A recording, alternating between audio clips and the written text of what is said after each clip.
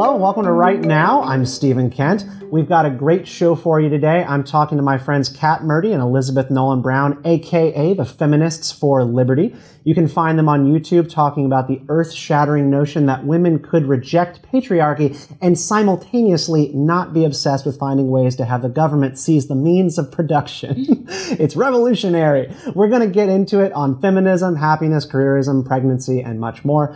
But first, hit that subscribe button here on YouTube, or if you're catching the podcast, subscribe and leave 5 stars after you finish. It means a lot. And you can follow us on Instagram, Twitter, or Facebook at RightlyAJ and shoot us a pithy remark or comment. I will try to get back to you personally. All right, I'm not going to waste any time mansplaining this episode. It's my honor to welcome on to Right Now Kat Murti and Elizabeth Nolan Brown. They are the co-founders of Feminists for Liberty. Kat, Liz, welcome. Thanks for having us. Absolutely. Hi, Liz, thanks for having us. Yeah, Liz, you're joining us out from Ohio. I want to start with you because Washington and the media have been chattering all weekend, well, actually really for weeks on end, about the dismal unemployment situation and numbers across the country. Seems like a lot of people are not going back to work and living on unemployment benefits instead. And I feel like it really dovetails somewhat nicely, somewhat grossly with like the she-cession narrative that has sort of been churning for the past couple of months. The effect of the pandemic, COVID-19, on women in the workplace. Liz, could you sort of unpack the she-cession narrative, like what it is and what it is not? Yeah, it's been a big media narrative since the start of this pandemic, because in the very beginning, women did lose more jobs than men did. And but it's persisted, and up until, just as recently as February, you had Kamala Harris calling it a national emergency. You have all these very dire headlines saying that this is going to, devastate a generation of working women. And I think that a lot of that is very overblown. From the beginning, even though women were losing more jobs, the unemployment numbers or the loss in labor force participation, the difference was about 1 percentage point or less in all of these cases. And by this point, it's actually caught back up. And you have, for April 2021, women's unemployment was 5.6% and men's was 6.1%. You also have some rebound in the labor force participation rate, which is, how many people are actually working compared to February 2020. And women's has actually recovered more than men's has. Now, there are women at a lower labor force participation rate to begin with, but they've also seen more recovery since last fall. What was the reason for the initial decline and women being hit harder by the pandemic? What about COVID-19 was different than like the Wall Street crash of 2008? Right. So I think there's a couple different things at play here. One of them was women tend to be they work in more like service sector jobs and those kinds of things where that one got closed down more, and two, they may have felt a lot less safe going out, particularly when we didn't know really what to expect from COVID at the beginning of the pandemic. The other part is really not so much about women as it is about parenting. School shut down, kids were out of school. There was a lot more of a virtual school, homeschool type thing. And women still overwhelmingly do the majority of childcare. And so when kids were coming back home, women overwhelmingly were the ones who were deciding that they were going to stay home, which to one degree, as long as it's a choice, I think it's a good thing. But I think there might be some question there of to what degree that is a choice. And I think that's, when I hear you say that, I immediately go, women decided to stay home and help their kids through this unprecedented experiment in home learning where kids are suffering, they're sad, and they're isolated. And the media is talking about it like it's a bad thing that the mothers are coming back to help take care of the children. And I go like, that's wrong. That doesn't feel right to me. It's about choice. It's about choice. And it's certainly, I think it's a good thing if both parents are able to help their kids through this type of thing. Depends who makes more money, though. It depends on who makes more money. Who has the higher salary and should be working and can keep the whole ship afloat while everyone's stuck at home. Which comes back to, again, like when we talk about the wage gap, you knew I was going to bring it up. When we talk about the wage gap, what we often overlook is that prior to marriage, at least for millennials, a lot of times women make more than men. It's really a childbearing pregnancy gap. So that's kind of, we do see a little bit of an impact there as well. I'm sure Elizabeth has more she'd like to add here, but it's kind of both. I think a lot of that, though, is because we haven't seen flexibility in the workplace. And what the pandemic has absolutely shown us is that you can be very productive and work from home and on a flexible schedule. So I think we're actually going to see some benefits around that. Yeah, I agree that that's a very good thing. And one of the things that's crazy is that you hear a lot of people, especially the Biden administration and Democrats, saying that in order to deal with this supposed crisis of working women, we need to do all of these things, which pretty much just amount to pass all of the Democrats' preferred economic policies, when the causes, as Kat just laid out, are all things that are temporary. You know, whether we're talking about women being in more service jobs and losing those because of shutdowns and things like that, or we're talking about, you know, having to drop out temporarily to care for family and children or relatives. Those are all products of the pandemic that should just course correct naturally when the pandemic is over. Yeah, I think there was a study that came out from the McKinsey Fund, Women in Workplace study. They found that 1 in 4 women dropped out of the workforce in the past year. And the coverage of this has been that, like, you know, it's going to amount to a couple of million that do not go back to work after this whole thing is done. Women are quitting work. And the narrative on that has been that that is the defeat. Not like women are rediscovering like different things that make them happy. Like, what do women actually want? Just they need to be working and they need to be an equal representation in the workplace for everything to be okay, for society to be healthy. And I just read that, and I just don't, that doesn't feel sincere or right to me. That feels like it's just about box checking and counting numbers rather than being like, are women happy? And do they want to be working? Right. I think you're getting to the crux of the issue here, right? Because I think when you box check, we don't really know the story of what's happening behind those numbers. And if women are not returning to the workforce because they've spent the last year at home with their kids, maybe homeschooling, maybe finding other methods that work better for them, and they realize that they like this better, that's actually a good thing. We should want men as well to be able to find more flexible work that makes them happy. It's not going out and going to an office place is not the end all be all, right? But then if there are women who are feeling forced into that, who are not able to return to the workplace when they otherwise would, I think that's a different story. And so when we just focus on the just core numbers and nothing else, just checking those boxes of who's going back into the workforce and who isn't, we miss that story. Yeah, Liz, is there anything else to unpack about the whole subject of flexibility and how that has sort of been discovered, you know, both for moms and dads, and then where that's going to go? Do you think that there's going to be a snapback towards really rigid work and home lives like we had before? It's really hard to say because, you know, we've been predicting that we should go towards more homework, people working from home for like over a decade now, and it hasn't happened. So hopefully the pandemic is actually going to kickstart that, because we have seen, you know, we've done a massive experiment in it, and we've seen that there haven't been these productivity losses that people sometimes predict. And that could be really good for women too, because when it does come to flexible work, women are more likely to take it and working moms are more likely to take it, which even though it's offered may end up penalizing them if employers think like, oh, they're going to do this and it's not, you know, it's not normalized. So now that it's become more normalized, I think that could be better and just sort of help with the perception of women who do want to work flexible hours or work from home more. Yeah, I think this is a really important point too, because a lot of what we've seen the Democrats proposing in terms of getting women back to work is childcare subsidies and things like that. And that's not actually what women overwhelmingly want. What they want is to be able to work and to stay home with their kids to some degree. I'm sure a lot of men would like that as well. Mm-hmm. And we're just erasing those options. I think that, you know, the vast majority of American workers are saying that they've liked the flexibility over the past year and a half, and they would like to keep that. The only issue is whether these employers are going to realize, hey, the fact that we've had a very productive year, the markets are doing great, right? Whether they realize that means that, okay, we should be able to keep this flexibility, or if they're going to go back to these tired old tropes of you need to be 9 to 5 sitting at this desk and we don't care what you actually produce. Yeah.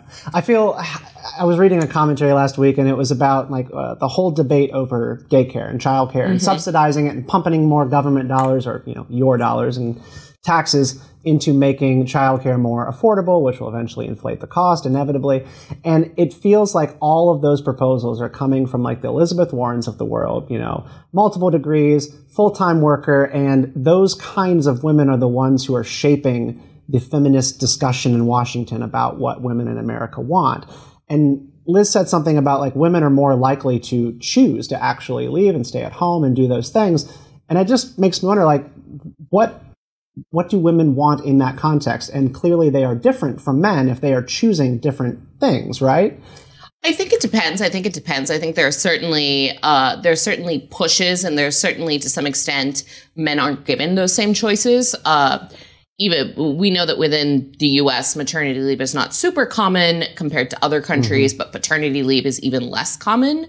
That kind of flexibility often isn't offered to men. So I think that that's at play here. But certainly, like, that choice is so important. And overwhelmingly, women want flexibility. And it's not necessarily about wanting to work part-time even. They might want to work full-time, but they want to work full-time around their schedules. And they might even be more productive and better workers if they're allowed to work full-time around their schedules, rather than having to fit it all into this box of, like, between this bell and this bell, you sit here. Yeah, I think more women and men. I mean, I think more parents in general would like to be able to have more time with their children. And, you know, to the extent that we encourage that, that's good. One of the big things that's different about libertarian feminism from, you know, a lot of strains of feminism is that we don't think that there should be like one ideal vision of what women should be doing or families should be doing or what anybody should be doing. Like, it's all about individual choices. And, you know, we just want to like have policies that help people create to have the most choices and create their own version of the good life for themselves. Yeah, well, you got right to my next question, which was I wanted to ask you about the whole libertarian feminism idea. Because for some reason, people think they don't go together. And I mean, I guess on the surface, I get why. Feminism has sort of become sort of a left-wing ideology. It's part of the aesthetic of being in democratic politics.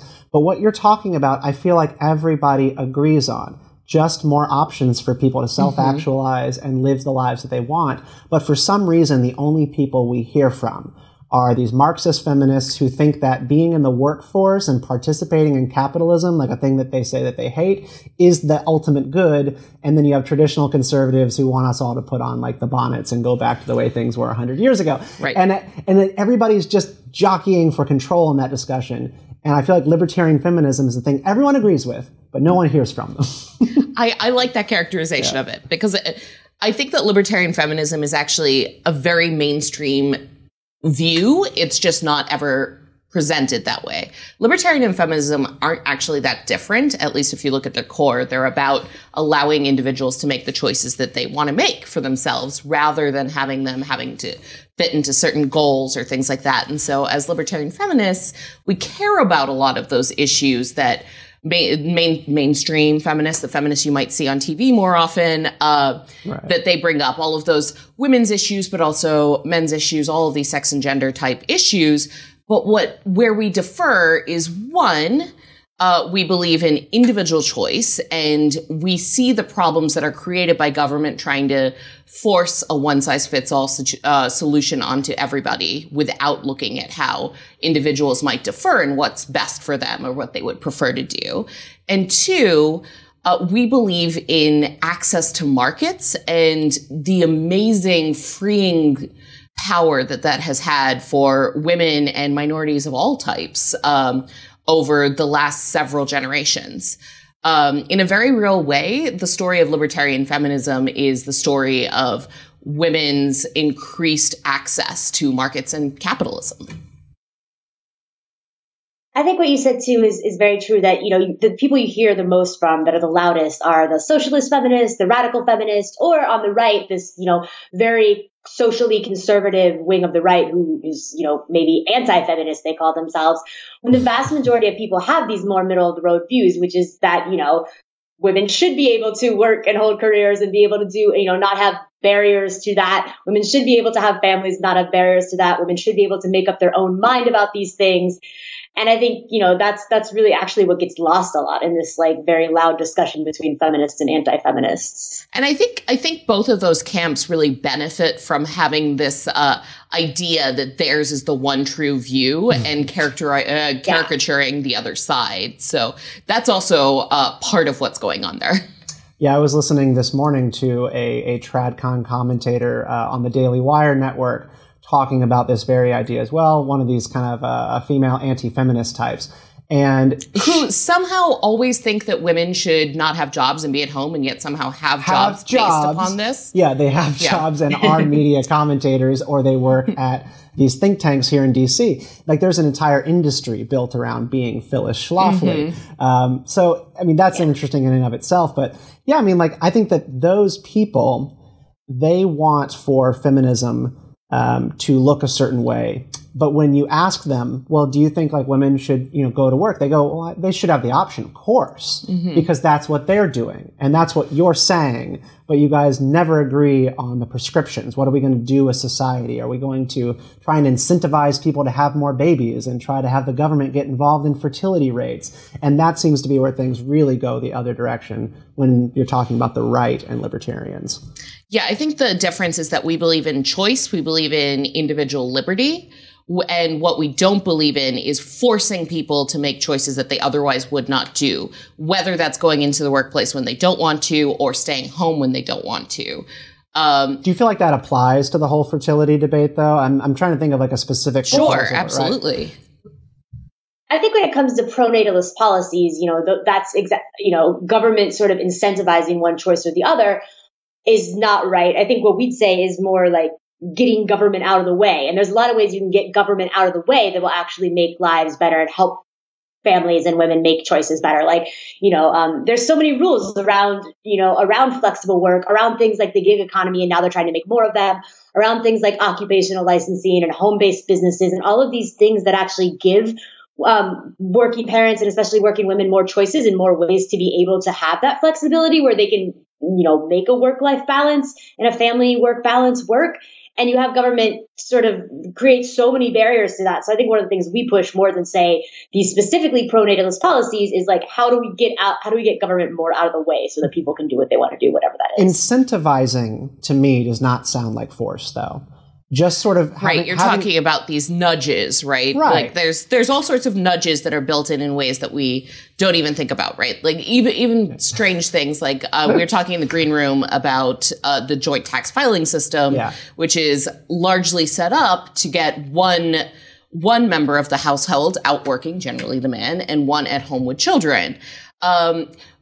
As libertarian feminists, I think we would say that we would want to move away from that model that tries to nudge people in either direction and instead open up things like flexible work options, open up things like occupational licensing, give more access to birth control, give more access to all of these types of things, and allow families to decide for themselves what is the best model for them personally. And I think you're actually going to see one, a lot more happiness, but two, you're going to see a lot more people making choices that they feel they cannot make now. I think right now, there's a lot of people who would like to have more children and are not able to have more children because of all of various concerns, including, honestly, balancing work and family. And there are also a lot of people who feel that they're forced into having children they otherwise would not like to have, and that's not good for those children either. Yeah. And when it comes to children too, I mean, things like childcare regulations, there's so many regulations around who can provide childcare and who can run these things. And, so it makes it super expensive. There's this idea that, you need to send all of your children to college or they're going to have a terrible life, and maybe to, prepare them for that from preschool. I think we put so much pressure on parents that also decreases, people's willingness or feeling like they can have kids. So I think there's a lot of social things you can work on that without getting the government involved. The expectations for modern parenting are crazy, to be honest. Insane, yeah. Insane. Very true. The average, you would know, right? I would know. The average working mom nowadays spends the same amount of time on childcare, active childcare, taking care of her kid, as a stay-at-home mom in the 1970s. And we're not really seeing like huge benefits to the children as a result of that. It's an expectation. And I think it's forcing people to really feel stressed out and not feel as if that they can do things that they otherwise would choose to do. You're talking about the cultural shift where we are much more hands-on as parents today than we were 40 years ago. So which could be good, could be bad, but is a problem when people feel forced into it. Oftentimes it's not so great. Yeah, probably some of it's a little good. You see like the Mad Men where they were like, go play with like a dry cleaning bag. Get out of my house. Like, probably for that some, but well, I think part of that also was that there was an expectation that you had to have children at that point, where people who really didn't want to be parents felt forced into it.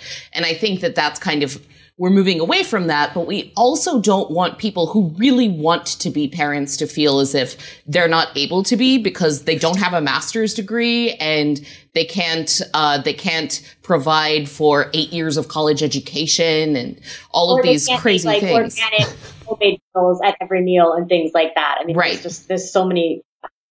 Yeah, I mean, so like I think that kind of gets me to like, what if family and homemaking, like they actually are more fulfilling for most people. And we needed to rectify the sort of government force coercion part of the situation where women were sort of like really corralled by all elements of society into only doing one thing. And we have fixed a lot of the really toxic masculinity, like sex norms in this country. And we've really worked on the culture. And now we just need to let more people just do what they would like to do, and we don't have to define it one certain way. Like, I feel like we've really course corrected, which makes me feel like what other battles, like for feminism, are there to accomplish? Like, they've gotten the thing. That's all we ever hear about all the time. So I want to push back a little bit there because I don't think that we've totally course corrected, right? There is still overwhelmingly working women, equal earners, are still doing more of the domestic labor and more of the childcare than men. That's not necessarily a problem, but that is the cause of things that we see, like the gender wage gap. And a lot of women are actually unhappy about this.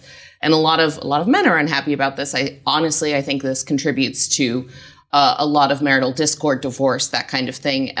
What's really interesting here as well is, again, it comes up around childcare. Even when you have couples who, equal earners who were doing equal amounts of domestic labor prior to having children, after children, women do much more domestic labor and childcare, and men do too, but to a much smaller extent. And what's interesting as well is that on both sides, they report it as the same. Now, I don't think that there's a government fix for this. I think this is a cultural issue that we're still sort of sorting out. Not nature? To some extent. I mean, absolutely. If you are childbearing, if you are a woman who is giving birth to a child, there are physical impacts on your body that do change certain things, right? And this is part of the reason why government solutions don't work. Yeah. Because if you say, for instance, like, okay, so the problem is that if we require maternity leave, but we don't require paternity leave, women don't get hired, women don't get promoted. So instead, we're going to require equal maternity leave and paternity leave. The issue is women are using their maternity leave to raise their children, to recover from childbirth, which is an incredibly difficult process on your body. Men, for the most part, are not doing it. First off, they don't have the physical issues, medical issues that come with childbirth. But two, they're not doing that same kind of thing. So there's some degree to which this is always going to be, I think, different for men and women. But I don't think that the solution comes through government, but that also doesn't mean that all of the cultural solutions are totally worked out. I think we're having these conversations and people are changing. Certainly millennial men are much more active in their homes than boomers or greatest generation, but yeah, we are. Yeah, we are. But that doesn't mean that these problems are fixed and we don't need to talk about them anymore. Yeah, and aside, I mean, I know that economic issues and women's workplace participation and things like that have been a big focus of feminism, but I mean, there's a lot more to feminism than that. There's, relationship issues and sexual issues and, the way women are treated in other factors of society, body image issues and beauty standards. And I think, a lot of this is cultural, but there are still even a lot of room for striking down inequalities under the law or striking down policies that, disproportionately affect women. Things like I fight a lot for, one of the things I write about a lot at Reason is about sex worker rights and, trying to decriminalize sex work. Women in prison face a lot of obstacles, like not being given menstrual pads and things like that, and just really inhumane treatment. So I think that birth control is actually another huge one. That's a thing that a lot of women will use in their lifetimes. And there are a lot of regulations around it that are just totally unnecessary. So I think, there's still a lot of room for feminism today. Yeah, absolutely. There's a lot of laws also that are even being passed nowadays that impact people differently based on gender, either because they're designed that way or because they have that impact. Like what? And that's another thing I think that we think is our big fight is keeping new terrible laws and new sexist policies from going into place. And a lot of these are sexist, maybe not necessarily against women. A lot of them think that they're trying to be pro-women, but end up having unintended consequences. But, both from the right and especially from the left, I think you have a lot of ideas that are saying that they're meant to help women that are bad. And that's another thing that libertarian feminists do a lot of is fight the bad policies with unintended consequences from both sides. Have either of y'all noticed a uptick, maybe in your own circles, maybe our generation at large, in traditionalism, and really a rush backwards towards traditionalist religious structures, Catholicism, and the family? Because I've seen it in my life, and we share a lot of the same friends, and I feel like that has to be for a reason, because the promises, the cultural promises, some of the ideologies we're talking about here just haven't delivered people the happiness, the fulfillment that they thought they would be finding. I think that you're right. I mean, I've certainly seen a move towards that. I've seen it from both men and women. I will say that I do see a much larger push towards that from men, particularly single men who perhaps don't want to be single men. The ones who scream, reject modernity, embrace tradition. Right, exactly. I don't think that I've seen more of it, though. Like, I think that the whole idea that this was a huge thing is overplayed, actually. Yeah. I mean, like, in my... maybe it's just being from the Midwest or something, but, I think in my life, in my social circles, I've never thought that there has been a huge rejection of any of these things. And people have sort of just, millennials have just sort of continued apace with what was a lot of the standards from Gen X and boomers before them amongst, the people that I know. I think it really depends on what you're looking at, right? Because I think that to some degree, there was a small segment of society that had this idea that if we just reject all tradition, that's going to get to a great place. And I think that's what we're seeing walked back a little bit. But I think overwhelmingly, kind of like you said, the average person probably does believe in a lot of libertarian feminist ideals. I think the average person really does think that gender equality is a good thing, that women should be able to own property, that women should be able to go to work or have children or do all of these kinds of things, that they aren't actually rejecting those ideas. And even if they decide in their own lives that that's not the choice that they want to make, they probably aren't thinking that women should now lose all of those rights, like that they honestly have only gained in the last several generations or even decades. I feel like one of the reasons that libertarian feminism is off-putting to some people, or they don't understand the idea, is because libertarianism, at least to me, is a ideology of peace, cooperation, non-aggression, all that kind of stuff. Consent, as you guys like to say.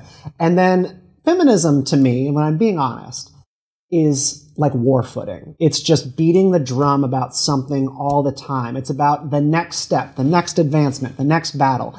Feminism is never going to just chill, because there will always have to be something to fight. And I feel like that's what has pushed so many people more in that traditionalist streak to be really extreme and reactionary against it, because it just doesn't stop. So I think a lot of people, when they say that they're anti-feminist or they say that they're not a feminist, it's really because they're pushing back against something else. It's not necessarily feminism itself, but it might be against this idea that if you're a feminist, you have to vote for Hillary Clinton or Kamala Harris or Joe Biden, or just cultural changes at large. Right. Yes. It's a lot of just pushing back against, cultural changes at large that aren't necessarily feminism's fault, that are a confluence of a whole lot of different things, but that get blamed on feminism. There's this great Joan Kennedy Taylor, who's my favorite libertarian feminist. She was, very active in the Libertarian Party and in organizations from like the 60s through the early aughts. One of her theories is that, feminism has come in waves. There's always been this push and pull between more collectivist feminists and more individualist feminists, which is, what we're on the side of. And that you've seen actually like the mainstream feminist movement repel more women when it's gone more towards the collectivist side. And then you've seen it, attract greater audiences and become more socially acceptable as it's gone more towards the individualist side. And this has sort of been waves throughout history of this. And I think that there's really something to that. Yeah, I think what people are really drawn to, what women are really drawn to about the idea of feminism is that, there's this sort of hyperbolic idea that feminism is the idea that women are people. As libertarian feminists, we like to say libertarian feminism is the idea that people are individuals and they should be treated that way. Yeah. Right. And I think most people really just want the right to make their own choices in their own life. But that narrative can get co-opted by the right, by the left, and used to sell a very prescriptive bill of goods that may not be actually that feminist, right? And whether that's something like mandatory paid leave or something like, bans on birth control or limits on various reproductive freedoms, like that's not what the average person is looking for when they look towards feminism. Well, nobody does. I mean, every girl, right? Like, they want to be independent. They don't want boys grabbing their hands and leading them around, telling them what to do. Like, that is just sort of, I think, the baseline. And that's where feminism has always been good for young girls and women broadly. But now we're at this point, like third wave feminism, right? Or are we in the fourth wave at this point? We're in the fourth wave. Third wave, really, honestly, you hear about this all the time. That's like the 90s. And this latest wave is like, what is a woman? Like, we're like having to debate now, like, what is a woman? And how inclusive is that idea? And I think it's just like, it's moved so fast that it has made the debate impossible to have anymore. Well, I think a big part of why we're having that debate is because the state is getting involved in what is a woman, right? Yeah. Like, we wouldn't be arguing about bathrooms if the state hadn't decided that they were going to decide for every business who can or cannot go into which bathroom. So say, across the board, I think we see that when the government comes in and tries to make this one-size-fits-all policy that doesn't allow people that wiggle room to find the thing that works best for them, then it becomes personal. Then it becomes something that people have to fight against. That's interesting. It's really interesting. You always hear, like, why aren't there more gender neutral bathrooms? And I was writing about this once and I learned that actually like a lot of states passed laws explicitly banning them for a long time. So, the reason there aren't is because states explicitly said you can't have them. And then, now we've got the opposite problem. So. Yeah, I think. But I think what Kat said is. I was living in North Carolina at the time. They did the trans bathroom law. Right. Yeah. NCAA pulled out, and there was a whole bunch of drama there. And I just remember thinking, like, this feels like unnecessary conflict. We were organizing. It's the culture wars. Yeah, we were organizing ourselves and our lives very peacefully before. Trans women, trans men were like using bathrooms and nobody was talking about it. It was just happening. And if you knew about it, I think you're kind of a pervert. Like, mind your own business. Everything was fine until lawmakers decided to codify in law what everybody had to do. Right. And then it turned into just an all-out freak show. And now we're seeing the same thing happen again with more trans bathroom laws and now with trans sports bills, right? Trans sports bills. It's the same thing that we're going to see. Unfortunately, a lot of what used to be the culture wars around just gay people in general, there's obviously a certain brand of right-leaning politician who's sort of made that their bread and butter. And when, surveys show that, especially among young people, that there's just wild acceptance for that now, you can't really get away with being an open homophobe. So I think that, the trans wars and also, activists, the LGBTQ activists, then there's not as much leverage in pushing for just, plain gay rights anymore because they feel like a lot of these battles have been won. So on both sides, there's just sort of this need for something to take its place. I think it's actually very cynical in many occasions. I think the media plays into this too, right? Because there are certain issues, like if you start talking about like trans women in bathrooms, that's going to get clicks on it. You know what I'm saying? Like these are the kinds of things that like there's a lot of reason that the media wants to cover it, which then makes it a big issue, where people who previously may not have known it was an issue, may not have particularly cared, it just wasn't important to them, this is like the most important thing to them, even though, it may not actually impact their life at all. I think this is sort of the logical conclusion of when feminism is based around Marxism and intersectionality, and just like it being all things. Like, it's not just about patriarchy, it's just about all systems. And under that ideology, all systems are a product of patriarchy and capitalism, therefore it all must be torn down and the battle can never end. So I think capitalism has a major marketing problem and feminism has the same major marketing problem. Yeah, I'm a huge fan of both. And two very different groups of people hate feminism or hate capitalism. And I think it's largely because they're responding to something that is very different than what I mean when I say those, and what I think a lot of people mean when they say those. Like, when I'm talking about capitalism, I'm not talking about like crony capitalism. I'm not talking about things like subsidies or big companies being able to push small companies out of the market using types of regulations or, capitalism is used as a shorthand for exploitation. Right. Absolutely. And I think we see the same thing happen with feminism too, where, I'm talking about people should have equal access and be treated the same way under the law. And then people are like, that means that you want to outlaw women wearing skirts or something. Yeah. I'm like, no, that's actually not at all something I'm interested in. I mean, capitalism has done so much to pull women out of poverty and provide women with independence in history in the United States and in Western countries.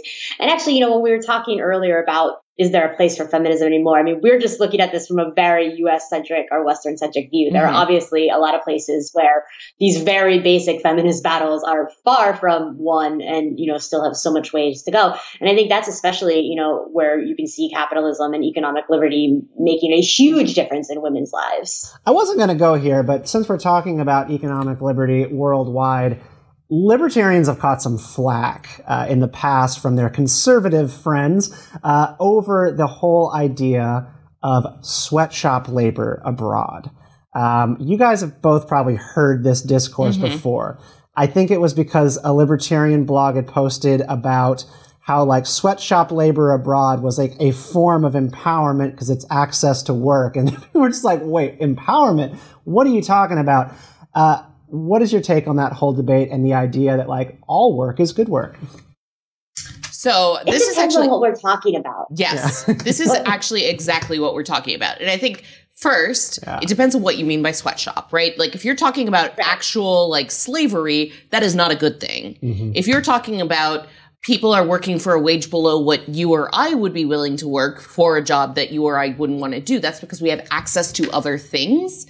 And it's actually been incredible the extent to which people of all genders, but specifically women who have been able to get jobs in factories, garment factories, things like that, and then bring home money are all of a sudden, one, able to leave the house, able to then they have this money. Once they have this money, they have more say in their homes.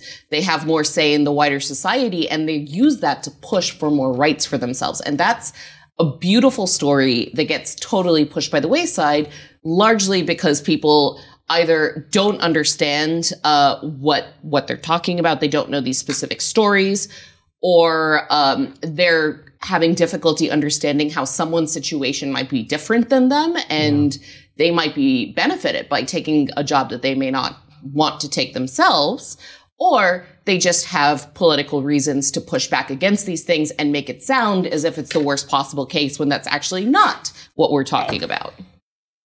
And I mean, Elizabeth knows this. It comes up all the time with sex work as well, right? Yeah. It comes up all the time with sex work, and it comes up all the time with a lot of things that are gendered more towards women's labor. Like one that I always think about is you often hear about how it's wrong to hire someone to clean your house. It's wrong to, or to hire a woman because it's usually women to be your house cleaners. And it just totally comes from this place where people think like, oh, I wouldn't want to do that, so therefore no one would want to do it, and it must be exploitative. I grew up with my mom was, a house cleaner when I was growing up. A lot of women in my family have done that. It was a choice she made because it allowed her to have the flexibility to make her own hours and be home with her kids part-time, whereas when she'd had an office job, it was much more strict. And I think a lot of women make that choice. And it's like, if you tell women they can't, clean houses, if you tell women they can't do sex work, if you tell women you can't do any of these things just because you wouldn't want to do them, that doesn't mean that they magically have better job prospects or will get to just do the things they want. It just means that they're going to have even more precarious situations. So yeah, I think that when you talk about sweatshops, it's the same thing. I think it comes from this very classist, privileged view of the world, where you think that everybody 100%. Sees things exactly like you and has the same values and preferences as you, and you're not okay with people deferring from that. Right. In certain countries, $2 can completely change the week or the month that you're going to have and your options. Like, I get that. It definitely feels like socialists and conservatives kind of like colluding in their sudden skepticism of the capitalist system. Well, socialists have always been that way. Like, they think all work is a form of slavery, and conservatives only want to see certain kinds of work. But what y'all done by certain kinds of people. Right. And what you keep coming back to is just choice. Like, I'll show my cards. Like, I'm really not on board with the whole sex work as a natural good or as constructive thing, but this is going to happen anyways. And you have to give people the best choices that they have so that they can make better choices down the road. Like, maybe it's a means to an end to do other things. You can't control the things that people are going to do. And prohibition never, ever, ever makes a problem go away. What it does do is it makes it much worse. It brings in criminal elements. It prevents people from doing things in a safer way, and it causes a lot more of the problems that we tend to associate with whatever that issue is, whether it's sex work or drugs or alcohol, as we saw in this country, all sorts of different things. Yeah, I think when people talk is sex work empowering or not, they're asking the wrong question, because it is for some people, it isn't for some people. But the better question is, are the people who are doing it for whatever reason going to be better or worse off with prohibition? And, if you're not just someone who thinks women should be punished for making the wrong decisions, but if you actually do care about the people who are in it and do care about people who maybe aren't there 100% by choice, it's going to be better for them if it's not, a black market system. And I think one thing that we need to remember is that people have different values and people have different preferences. And what I might think is how I want to live my life, what I might think is the best type of spouse for me, or what I might think is the kinds of clothes I want to wear, or the kinds of work I want to do, or how I want to spend my free time, is not going to be the same as most other people. And that's true of everybody. And, as the problem is when we try to force people into specific venues, that's when you start causing all these problems, because you're trying to make everyone be the same. And that's not good for society, and it's not good for the individuals either. Elizabeth, Kat, the Feminists for Liberty, let's leave it right here. Thank you.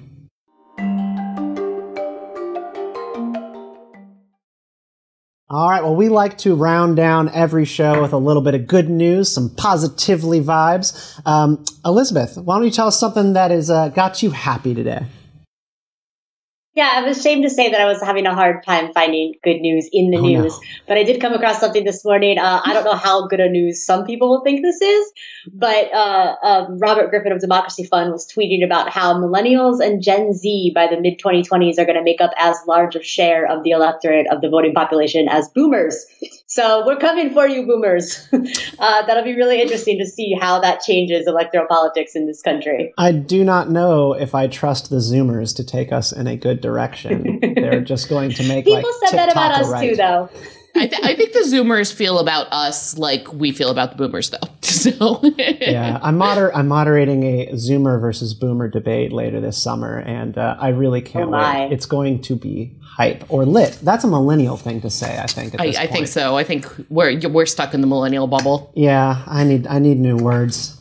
Got to appeal to the Zoomers. All right, so my good news, I am not sad about the Golden Globes being pulled by NBC. So NBC is not going to be airing the Golden Globes here in 2021, and they are shelving it at least until 2022 after the Hollywood Foreign Press Association takes up major reforms. And look, I do a lot of entertainment writing, and the Hollywood Foreign Press Association is corrupt. It is a bad organization. I also do not know why we take our cues from foreign critics for American movies.